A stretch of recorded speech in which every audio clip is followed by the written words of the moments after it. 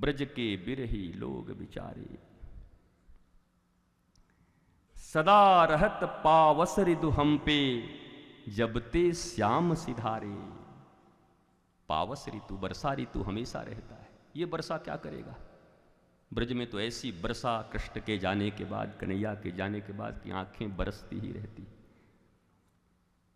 और आज भी ऐसा ही हुआ।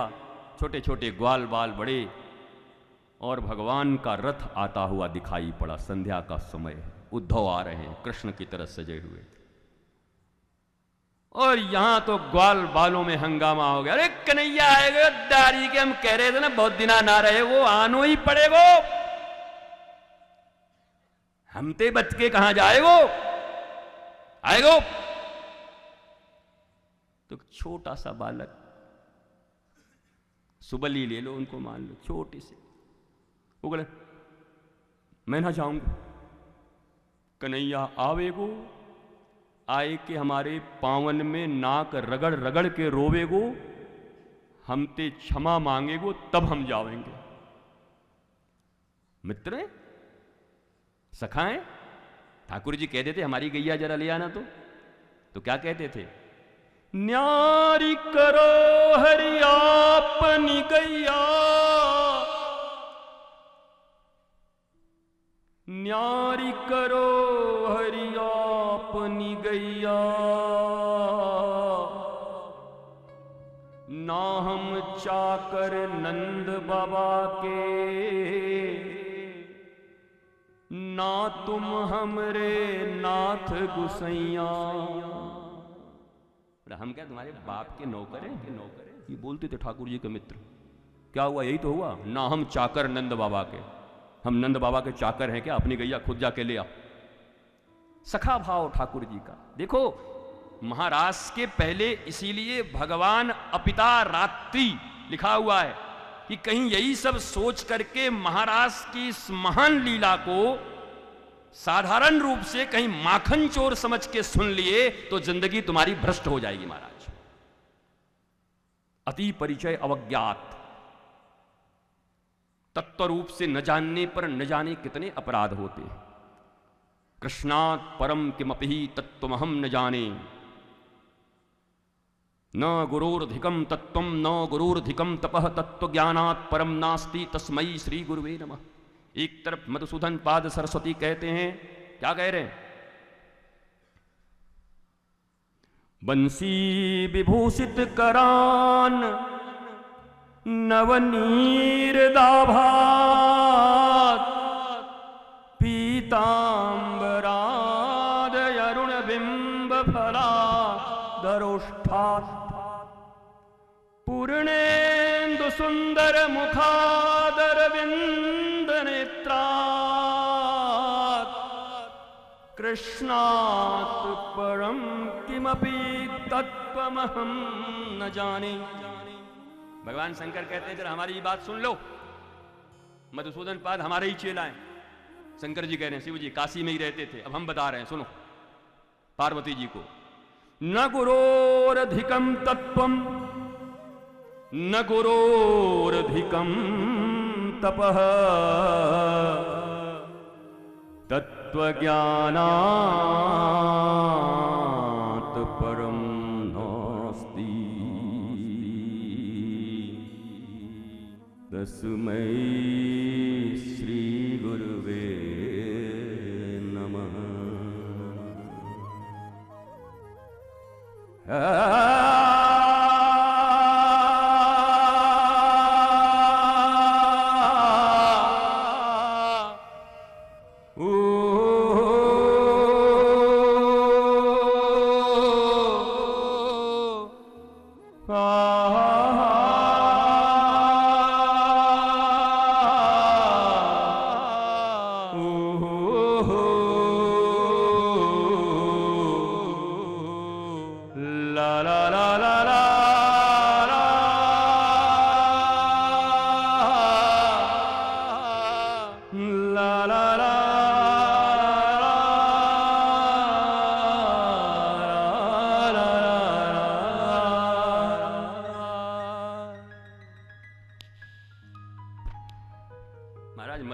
आशीर्वाद रहेगा तो धीरे धीरे हम भी टानेंगे कभी ना कभी। भले ही बेसुरा थे लेकिन कछु न कछु सुर तो मिले वो कभी ना कभी। तो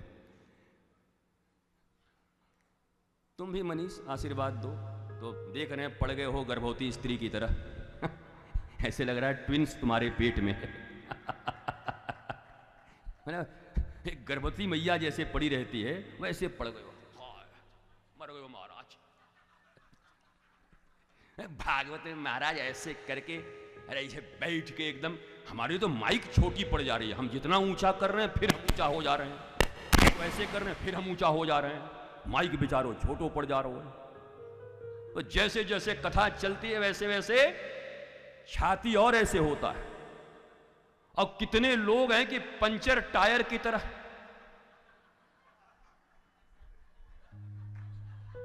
कमाल आदमी। कथा ठाकुर जी की चल रही है।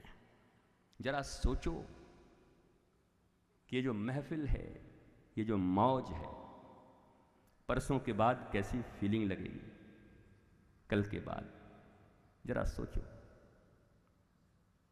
जो लगातार 6 दिनों तक इस महफिल में रचे पचे बसे हुए हैं महाराज, डूबे हुए हैं, 3-3 बजे रात तक बैठे रहते हैं पंकज और ये धर्मेंद्र, लोग सब यहां मस्ती करते रहते, आनंद यही पांडाल में, ये इधर इधर चारों तरफ।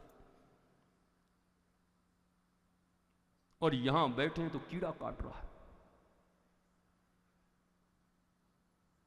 बुलाती है जाने का नहीं।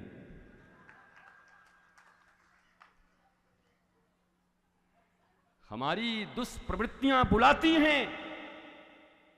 हम जिन प्रवृत्तियों में जिए हुए हैं आज तक, वो बार बार हमें खींचती हैं। अज्ञानता, काम, क्रोध, मोह, मात्सर्य, लोभ, कुसंग, दुसंग सब खींचती हैं। काल बुलाती है जाने का नहीं, जाने का नहीं। क्योंकि यहां प्राण है, प्राणपति है, यहां श्री कृष्ण है, श्रीमद् भागवत। ये अधर्म के जितने मित्र हैं सब बुला रहे हैं। एक को तो लंब दंड चूसक ले गए यहां, लंब दंड चूसक, वहां को नाम है हिंदी में हमारा। जैसे रेलगाड़ी को लौह पथ गामिनी, वैसे सिगरेट को नाम है लंब दंड चूसक।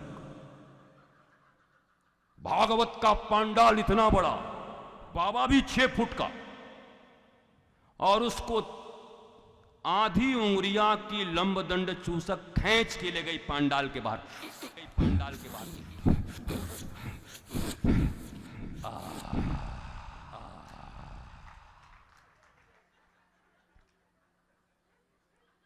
वो मजबूर है बेचारा। बाकी ये वाले तो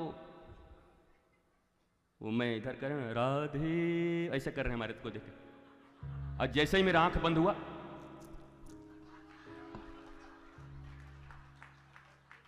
नाटक, जिंदगी एक नाटक है, शेक्सपियर इस रंगमंच पर खूब निभाइए, और ये आ गया तो आप सदा आनंदित रहोगे, मस्त रहोगे। Nothing is serious here.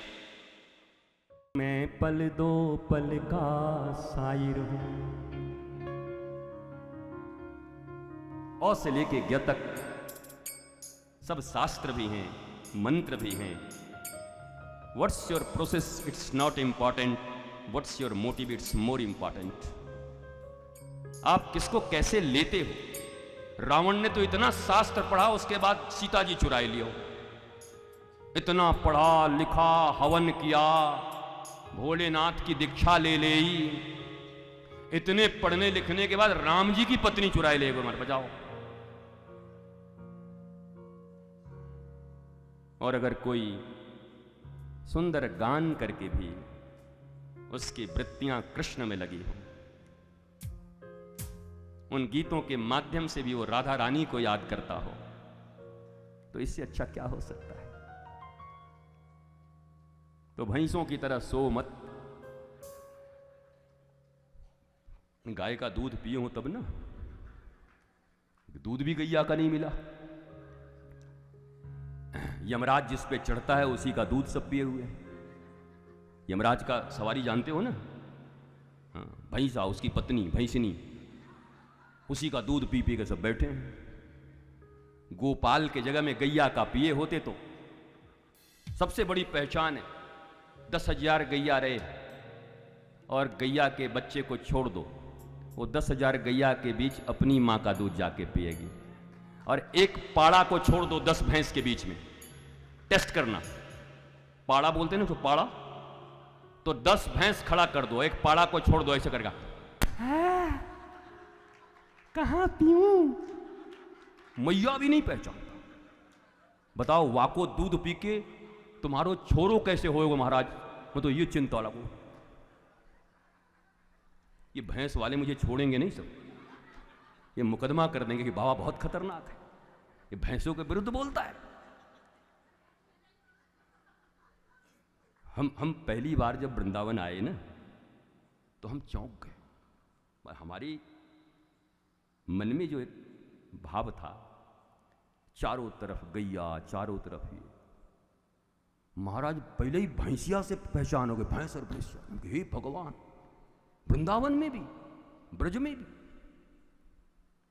तो दुनिया, पूरे भारत में गौ वंश और गौ माता की रक्षा की बड़ी चिंता है लोगों को, लेकिन सबको पता है जब तक डायरेक्ट इकोनॉमी से इसे नहीं जोड़ते तब तक आप लाख प्रयत्न कर लो। 100-150 साल से पढ़े हुए ये 3-3 पीढ़ियां, जिनके लिए एक ही सूत्र है, बाप बड़ा ना भैया, सबसे बड़ा रुपया, तुम उनको गौ माता से प्रेम करा दोगे।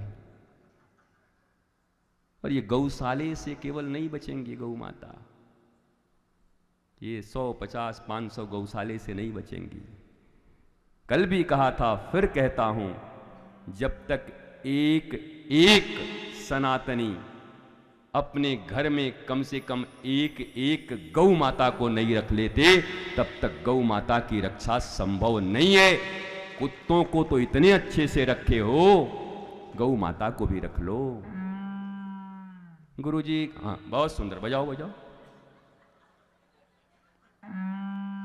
हाँ देखो, ये ठाकुर जी जब आते हैं, बरहा पीड़म नटवर बपहु कर्णयो कर्णिकारम बिभ्रदवासः कनक संवैजयन्तीं क्षमालाम् रंध्रान वीणुरधर सुधया पूरयन गोपवृन्दैर् वृन्दारण्यं स्वपदरमणं प्राविशद गीत गीति वरहापीडं नटवर बपू